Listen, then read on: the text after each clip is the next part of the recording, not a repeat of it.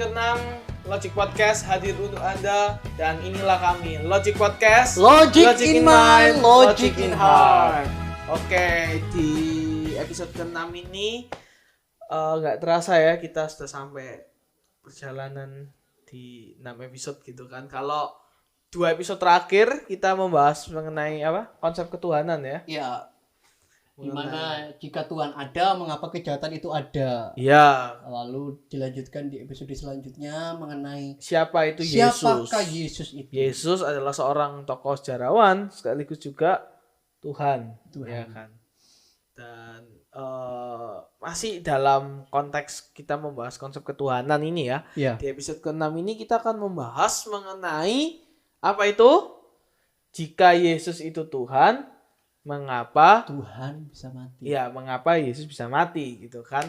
Nah, sebelum memulai pembahasan saya membuka gitu ya dengan satu hasil penelitian dari salah satu lembaga di Indonesia. Mereka menyatakan bahwa 1 dari 3 orang Kristen, Peter. 1 dari 3 orang Kristen itu mereka masih tidak percaya atau mereka masih Tidak belum memahami. memahami siapa itu Yesus gitu loh. Karena mereka merasa masih ragu, kok bisa Tuhan kok bisa mati gitu kan. Itu kan juga yang sering dipertanyakan kan di agama kaum lainnya. Mereka memperdebatkan hal itu. Iya, gitu kenapa Tuhannya orang Kristen bisa mati? Iya gitu loh. Kenapa kok Tuhannya orang Kristen itu bisa dipermalukan gitu di atas kayu salib. Nah, kita tidak membahas untuk mencaci maki gitu, enggak, tapi kita mau membedah dari perspektif Injil itu seperti apa. Betul gitu sekali. kan. Karena begini, konsep ketuhanan ini itu menjadi konsep yang memunculkan sentimen-sentimen terhadap agama-agama lain. Karena yang kita tahu bahwa di episode-episode kita sebelumnya kita tahu bahwa agama ini menjadi jalur, kalau saya boleh sebut itu jalur pencarian tentang adanya Tuhan. Oke. Dengan agama yang begitu banyak, bukan cuma di Indonesia tapi di seluruh dunia, itu mereka memiliki konsep ketuhanan yang berbeda-beda. Seperti yang di episode dulu ya kemarin ya, yang dari ateis Walaupun ada sebuah pemahaman mengenai toh semua agama itu sama menyembah Tuhan yang sama, tapi nggak masuk di akal kalau mereka menyembah Tuhan yang sama, sebab fundamental pengajaran mereka, paham mereka itu sangat-sangat berbeda. Oke. Sekalipun itu menjadi satu jenis agama samawi atau monoteis, ya kan? Iya. Tetap memiliki konsep ketuhanan yang berbeda. Betul. Kembali lagi dengan konsep ketuhanan dalam perspektif Injil sendiri atau perspektif iman kekristenan kita. Ini dibahas juga dalam sekolah-sekolah teologi mengenai kristologi, pembelajaran tentang siapa Tuhan itu. Berarti ada mata kuliah sendiri gitu. Ada mata kuliah sendiri untuk membahas tentang ini gitu. Mengenai tentang konsep ketuhanan ini. Memang apa yang survei tadi sampaikan, 1 di antara 3 orang Kristen mereka tabu dengan hal tersebut. Iya. Dan saya berharap setiap logic people yang melihat ini bisa membuka cakrawala berpikir kita. Paling tidak kita bisa melihat ada satu pemahaman baru yang teman-teman atau logic people bisa saksikan hari ini. Sebab kebenaran yang kita sampaikan atau kita unggulkan bukan agama mana yang paling benar. Sebab kalau kita berunjuk seperti tadi bahwa konsep ketuhanan mana yang lebih benar, maka kan akibatnya bahwa harus ada salah satu agama yang paling benar. Iya. Gitu. Tapi kita tidak mengklaim diri kita bahwa agama kita yang paling benar, tetapi di sini kita hanya menyajikan sebuah kebenaran yang absolut. Kebenaran di mana konsep ketuhanan dalam perspektif Injil itu sendiri yang sering disalahpahami oleh kebanyakan orang. Oke. Mungkin maksudnya aku garis bawahi ya di sini ya. Kayak kita itu tidak ada hak untuk menyatakan bahwa ini benar, ini salah gitu kan. Ya. Tetapi kita hanya memperkenalkan perspektif Injil seperti yang Peter sampaikan tadi ya, mengenai kebenaran absolut dari Injil gitu kan. Nah, kita harus belajar dulu dari awal bahwa untuk kita membedah pertanyaan ini, Sekalipun sesederhana itu pertanyaannya, tetapi tidak bisa sesederhana itu juga kita menjawab. Jika Yesus itu Tuhan, mengapa Tuhan bisa mati? Nah, Maka kita ada 3 hal atau 3 aspek yang hari ini kita akan bedah sama-sama mengenai konsep ketuhanan itu sendiri dalam perspektif iman kekristenan. Lalu kita akan mempelajari tentang konsep inkarnasi.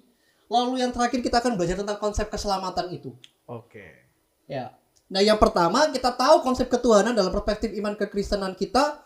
Tuhan itu bahkan bukan dalam perspektif iman Kristen pun secara umum kita menilai atau kita memahami Tuhan itu sebagai yang maha kuasa dengan sifat yang kita sebut transenden tadi, bahwa kemahakuasaannya, kemahagungannya, kemahabesarannya, kesempurnaannya itu terletak atau keabsolutannya itu terletak pada diri Allah. Transcendent.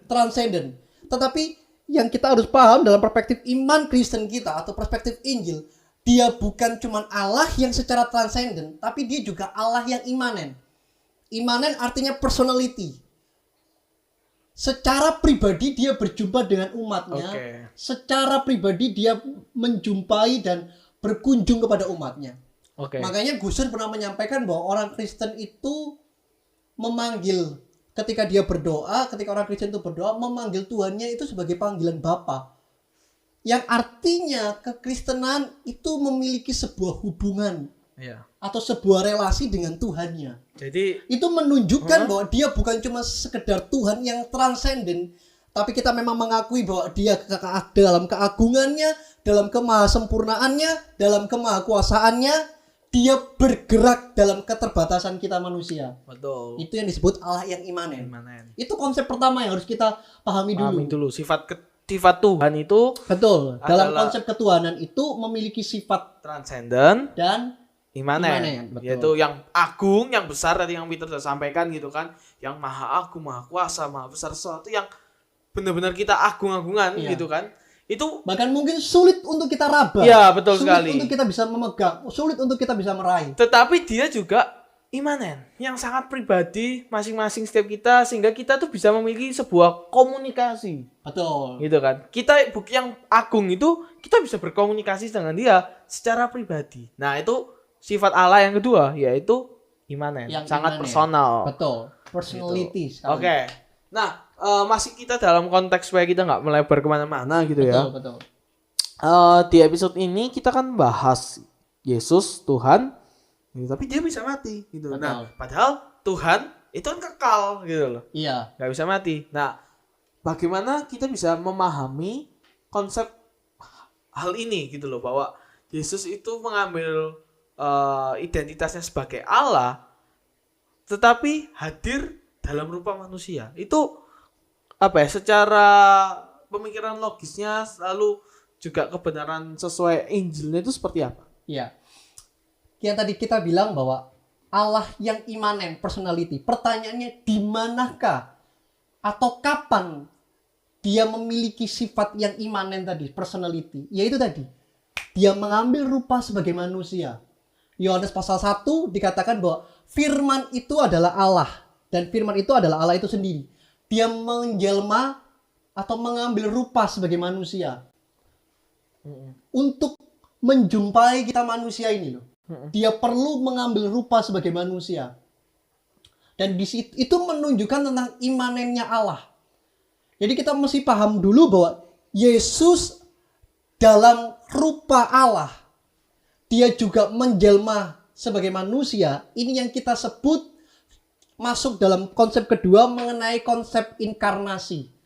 Bukan reinkarnasi seperti agama lain yang atau ada agama yang menganut tentang reinkarnasi. Bukan reinkarnasi. Berbeda. Inkarnasi. Ayatnya dalam 1 Petrus pasal 3 ayat 18 itu mengatakan begini. Sebab juga Kristus telah mati sekali untuk segala dosa kita. Jadi kematian Yesus, kematian Tuhan di atas kayu salib, itu punya tujuan yang jelas. Nanti kita masuk ke dalam konsep keselamatan. Ia itu huruf besar. Yang benar. Kita tahu bahwa dalam diri Allah tidak ada dosa. Karena dia maha benar, dia maha sempurna. Dikatakan ia yang benar untuk orang-orang yang tidak benar. Supaya apa? Supaya Yesus yang mengambil rupa sebagai manusia membawa saudara dan saya, membawa setiap kita manusia ini itu datang kepada Allah. Ia yang telah dibunuh dalam keadaannya sebagai manusia. Bahasa Yunaninya itu sarki. Tetapi yang telah dibangkitkan menurut roh. Mungkin dalam terjemahan bahasa Yunani tidak menyebutkan tentang inkarnasi. Tetapi ada kesamaan kata dalam bahasa Yunani atau kepadanan kata. Yaitu dalam Yunaninya disebut ensarki tadi. Mengambil rupa sebagai manusia. Ensarki. Dalam bahasa Latinnya berpadanan dengan kata incarne. Nah, incarne ini itu adalah kata serapan dari inkarnasi tersebut. Jadi Allah sungguh benar bahwa kedatangan Yesus, kedatangan Allah ke dalam dunia ini, yaitu Yesus mengambil rupa sebagai manusia untuk melakukan satu karya keselamatan. Pertanyaannya, mengapa dia mengambil rupa sebagai manusia? Iya. Kan gitu. Balik lagi. Sederhananya adalah sebab tujuan dari keselamatan itu adalah menyelamatkan manusia itu sendiri. Oke. Maka dia harus mengambil sebagai manusia. Itu simpelnya, sesederhana itu sebenarnya. Tetapi yang harus kita paham dulu bahwa kebenaran itu nggak bisa kita lihat secara secuplik. Soalnya kebenaran kalau hanya sebagian itu bukan kebenaran. Kebenaran harus dilihat secara utuh, secara komprehensif. Kita tahu bahwa manusia awal jatuh dalam dosa, membuat dosa itu berdampak besar dalam kehidupan manusia, sehingga dosa membuat hubungan manusia kepada Tuhan itu terputus. Sehingga manusia tidak bisa datang kepada Allah, Allah bisa datang kepada manusia.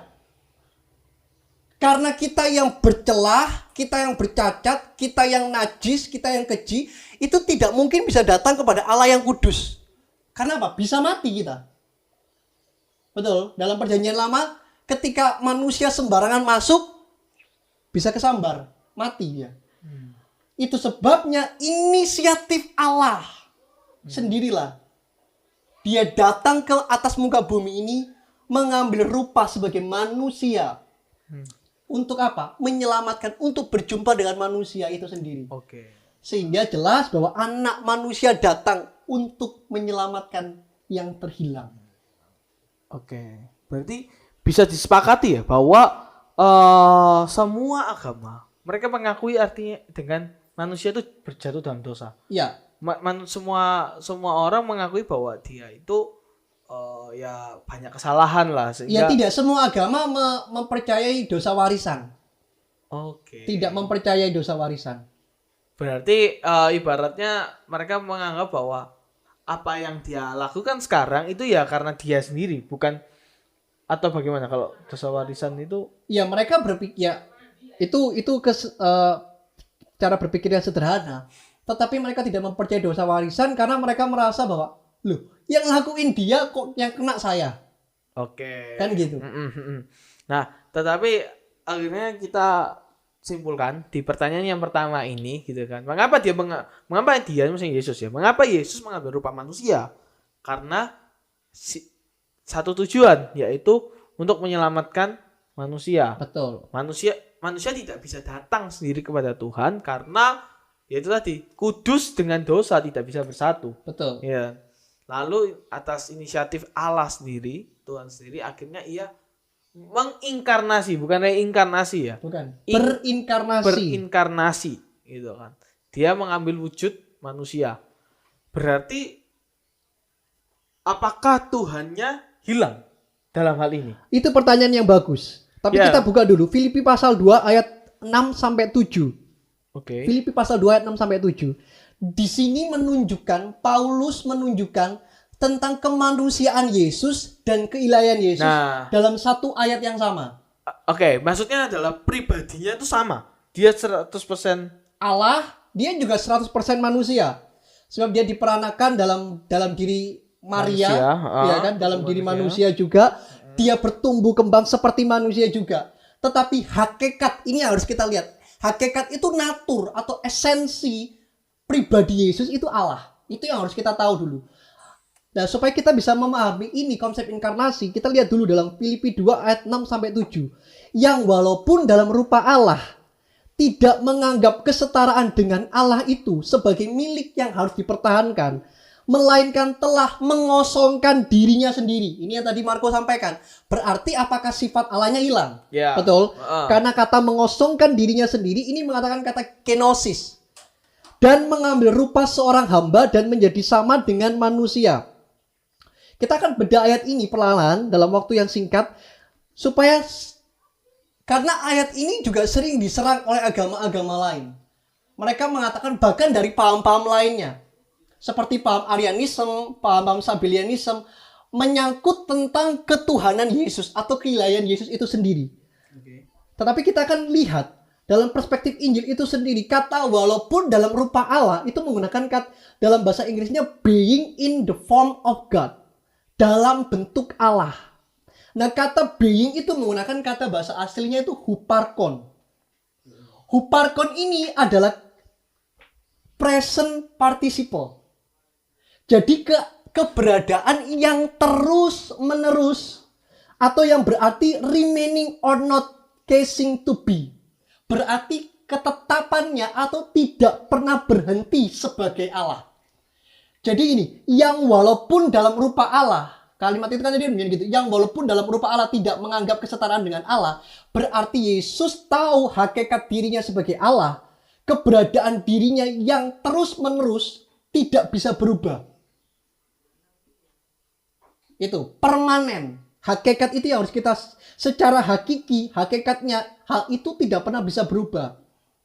Nah, kata bentuk, ya kan tadi yang walaupun dalam rupa Allah, bentuk Allah mengambil rupa manusia itu kan bentuk, mengambil rupa sebagai hamba dan mengambil rupa menjadi manusia, mengosongkan dirinya, kenosis.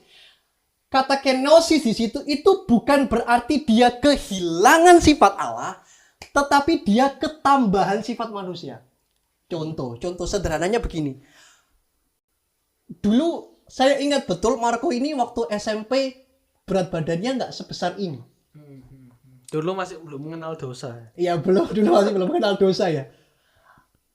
Waktu itu mungkin beratmu berapa? Kisarannya aja sekitar 30, 40 lah. 40-an ya mungkin waktu SMP. Sekarang 70 sih. wah, sangat berat ya dosanya ya. 70. Iya. Berarti apakah dengan berat 70 ini berarti Marco yang SMP itu bukan disebut Marco? Tidak kan? Yang berbeda hanya berat badannya.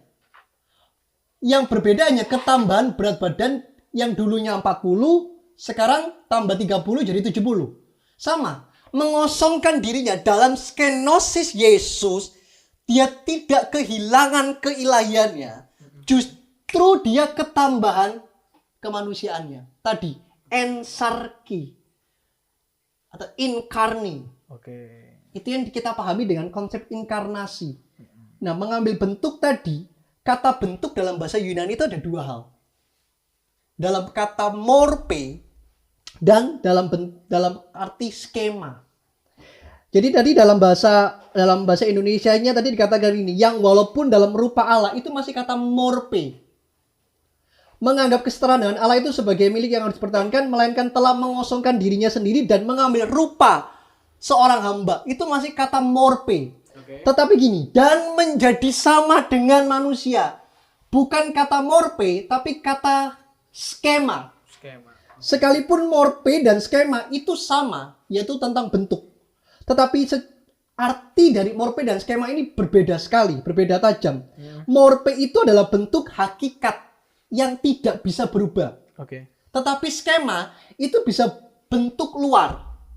Jadi ketika Yesus mengambil rupa sebagai manusia, bentuk luarnya saja, casingnya saja, itu bisa berubah. Dari waktu ke waktu, dia bisa merasakan lapar, dia bisa merasakan haus, bahkan fatalnya, Dia bisa nangis. dia bisa mati. Bahkan puncaknya gitu kan. Itu. Jadi kematian Yesus itu sebenarnya menunjukkan tentang kemanusiaan dirinya. Bahwa manusia akibat dosa berujung kepada sebuah kematian. Dan itu juga yang membuktikan bahwa Yesus itu bukan sebuah cerita dongeng. Bukan isapan jempol. Bukan isapan jempol. Karena memang sudah dibuktikan kemanusiaannya, maksudnya pribadi manusia sudah dibuktikan. Kepribadiannya. Ya kan, dia bisa lapar, jadi seperti disampaikan ya, dia bisa haus, Iya, dia juga bisa menangis, dia juga bisa marah. betul. Ya kan, ketika Karena gini, premisnya kan kalau Yesus itu Tuhan, kenapa Tuhan bisa mati? ya, Maka ada 3 kesimpulan dalam perbandingan atau pembedahan frase tersebut. Yang pertama, Tuhan tidak bisa mati. Yang kedua, manusia bisa mati. Jadi ketiga, Yesus bukan Tuhan. berarti Yesus yang adalah Tuhan mengambil rupa manusia bisa mengalami kematian. Oke. Kan sesederhana itu cara berpikir kita. Tetapi mereka yang berpikiran sempit, mereka mengatakan, kok berubah-ubah? Padahal sebenarnya tidak berubah.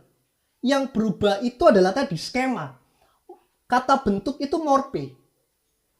Hakikatnya tidak bisa berubah. Tetapi skema kemanusiaannya itu bisa berubah. Bisa marah, bisa memiliki emosi, ya kan? Bahkan tadi bisa berujung kepada kematian. Nah, kematian itu adalah akibat dari dosa yang ditanggung dan ditimpakan kepada Yesus. Oke.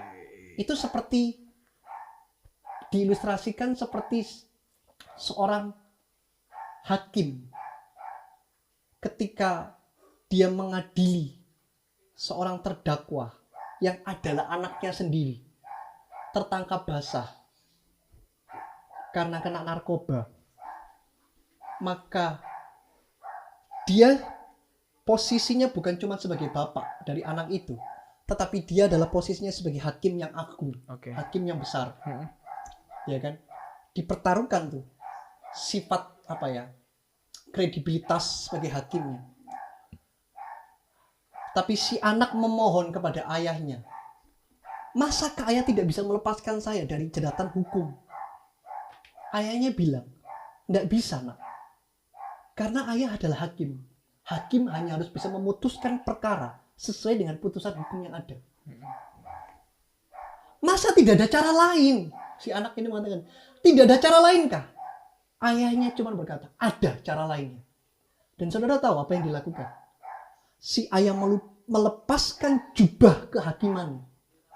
Dia turun dari atas mimbar hakimnya. Dan dia tebus dengan denda yang harus dibayarkan sebagai ganti anaknya tidak masuk penjara. Sama halnya dengan konsep ketuhanan kita. Dia harus melepaskan keilahiannya, bukan berarti dia tidak memilih, bukan berarti dia kehilangan, bukan berarti ketika jubah hakimnya dia lepas, dia tidak menjadi hakim waktu itu. Tidak. Sebab hakikat Allah tetap melekat. Tetapi kasih dan keadilan harus jalan setara. Dosa yang diakibatkan oleh manusia yang berujung kepada kematian, maka Yesus harus turun. Dia melepaskan jubah keilahiannya, turun. Untuk apa? Menyelamatkan manusia. Dan itu harus ditebus dengan orang yang tidak memiliki kesalahan pun. Makanya ayat dalam Korintus mengatakan begini, dia yang tidak berdosa dijadikannya dosa, supaya saudara dan saya yang berdosa ini itu memiliki hubungan yang intim dengan Tuhan. Oke. Dan luar biasa sekali ya pembahasan yang cukup panjang ini Iya. ya, mengenai Yesus mengambil rupa manusia gitu kan. Betul. Kita belajar gitu betapa sedalam itu gitu loh. Kalau misalnya kita merasa oh itu hanya sebuah isapan jempol, oh itu semua, halah sebesar apa sih perjuangannya gitu kan. Betul. Hidupku sekarang ini ya hidupku sendiri gitu. Kita sadar gitu ya bahwa sejatinya hidup kita itu nggak ada apa-apanya. Iya. Sejatinya hidup kita itu ya nggak lebih dari, maaf kata, sampah gitu kan.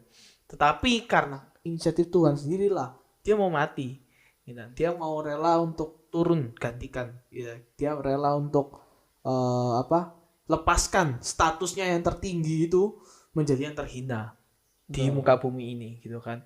Bahkan kita belajar juga ya bahwa upah dosa itu ialah maut. Harusnya kita mati gitu kan. Harusnya kita yang mati. Harusnya kita yang mengalami mati, kebinasaan gitu. itu. Mengalami kebinasaan. Dan juga pengampunan itu hanya bisa diselesaikan lewat pertumpahan darah gitu kan. Lewat ya darah, nyawa gitu loh. nyawa yang tidak berdosa Berdosa. juga, yang tidak bercela. Salah, tidak bercela. Oke, dan itu nyambung ya di pertanyaan kita yang kedua. Apa tujuan dia mengalami kematian itu? Iya. Seperti yang tadi sudah disampaikan oleh Peter gitu kan. Tujuan kematian itu supaya ya kita ini supaya nggak ikut mati gitu kan. Supaya kita ini mendapat hidup yang sudah ditebus gitu kan. Dan Iya. berarti kita bisa simpulkan kalau jika Yesus adalah Tuhan, mengapa ia bisa mati? Berarti memang bisa. Kenapa dia bisa mati? Oh bukan, itu keliru dong kalau kita bilang bahwa kenapa Tuhan bisa mati. Tidak, Tidak. Oke. karena tadi saya Petrus sudah bilang kan Mm-mm. bahwa dia mati sebagai manusia.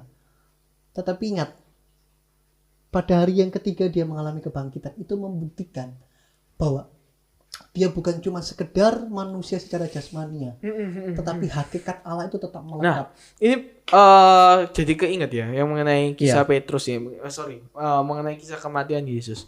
Ada beberapa yang menganggap bahwa kematian Yesus selama 3 hari itu dia mati suri. Ya itu ada banyak sih teori-teori mengatakan bahwa kebangkitan Yesus itu Ya, kematian. iya. Iya kan, kebangkitan kan. Ya, Kan berarti kan ujungnya berarti Yesus itu sebenarnya kebangkitannya itu karena Tapi dia tidak mengalami kematian. selama benar. 3 hari itu dia benar-benar mengalami kematian. Alkitab yang menuliskan dan mencatatkan bahkan di luar Alkitab pun seorang sejarawan Romawi pun juga menuliskan dan mencatatkan hal yang demikian, bahwa ada seseorang, walaupun dia tidak menyebutkan diri Yesus secara implisit, tetapi jelas dia mengatakan bahwa ada seseorang yang dikuburkan, dan itu dikubur dalam kuburan Romawi, ya kan, dijaga dengan penjagaan ketat, dan itu jelas bahwa kematian bukan cuma itu, jelas ketika Yesus ditusuk lambungnya, dia bahkan secara medis modern pun mengatakan bahwa sangat mustahil untuk seorang manusia bisa bertahan dalam waktu yang dekat, apalagi mati suri. Artinya apa? Kematian Yesus benar-benar Yesus selesaikan secara 100% manusia. 100%. Dia tidak Karya mengambil keselamatannya bagian sempurna untuk kita. Dia tidak mengambil bagian. Sebenarnya kan kalau kita ngomong 100% Allah, 100% manusia gitu kan. Kita bisa ngomong Kita bisa ngomong kalau misalnya ya kan dia Tuhan, harusnya dia bisa keluar dari ini dong, keluar dari jeratan. Ya itu kan kalimat dari orang-orang Farisi dan kesakitan ahli itu, Taurat kan? kan. Iya, Kalau memang dia Tuhan, dia tidak Kamu turun bisa nggak gitu dia kan. menyelamatkan dirinya sendiri. Nah, tapi justru Tuhan Yesus tidak mau mengambil hal itu. Yesus tidak mengambil. Iya, sebab tujuannya dia bukan menyelamatkan dirinya. Betul. Tujuan dia dalam menyelamatkan itu setiap orang-orang seperti saudara dan saya. Itu menunjukkan tentang kasih Yesus yang besar buat setiap logic people dimanapun yang mendengarkan dan menyaksikan ini. Tidak ada kata lain selain saudara menerima kebenaran ini dari intelektual saudara dan emosional saudara. Saya berdoa ini menyentuh nurani saudara untuk bisa melihat bahwa dia Tuhan yang agung, tapi dia rela merendahkan dirinya serendah-rendahnya, melepaskan kehilahiannya untuk mengambil bagian bagi saudara dan saya, untuk menyatakan kasihnya yang sempurna. Dan dia tidak melihat dosa saudara, dia tidak melihat masa lalu saudara yang kelam, sebab kehadirannya itu membuktikan dan menunjukkan kebesaran hatinya. Dan itu sudah dibuktikan lewat apa? Karya penebusannya di atas kayu salib. Mungkin penutup dari kamu ada tambahan, mungkin penutup biasa quotes. Ya, sebenarnya statement ini atau pertanyaan ini itu menjadi refleksi dalam diri kita masing-masing. Apakah selama kita menjadi orang Kristen, kita mengerti dan paham atau konsep tentang Tuhan ini sendiri? Karena kalau kita tidak memiliki pemahaman yang benar tentang siapa Tuhan, sulit untuk kita bisa mengalami Tuhan dalam diri kita pribadi. Maka Logic Podcast ini hadir untuk memberikan pemahaman tentang siapa Tuhan itu. Sambil kita memahami siapa Tuhan yang benar itu, sambil kita mengalami Tuhan dan kasihnya yang sempurna dalam kehidupan kita. Sebagai quotes penutupnya, tidak ada kasih yang lebih besar selain firman yang menjadi daging untuk menebus saudara dan saya. Oke. Tuhan Yesus memberkati. Luar biasa. Dan mungkin cukup sampai di sini.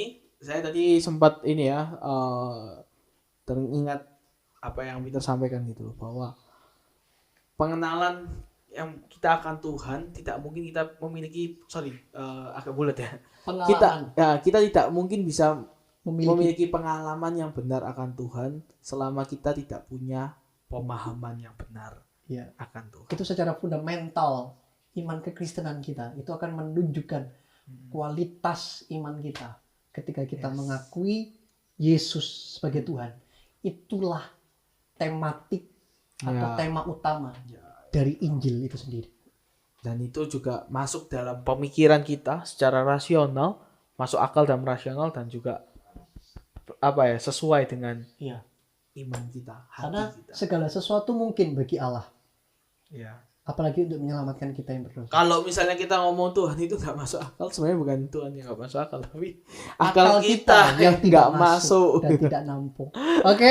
Oke, sekian dulu di episode ke-6 ini. Udah cukup panjang ya buat teman-teman yang mungkin lagi dengerin nyantai di mobil, di kantor, di kamar gitu kan. Ya semoga bisa memberkati gitu kan, dan juga menguatkan iman kita. Oke, saya Marco Nugroho pamit. Saya Peter Christian undur diri. Tuhan Yesus memberkati. Logic in mind, Logic in heart. Sampai jumpa.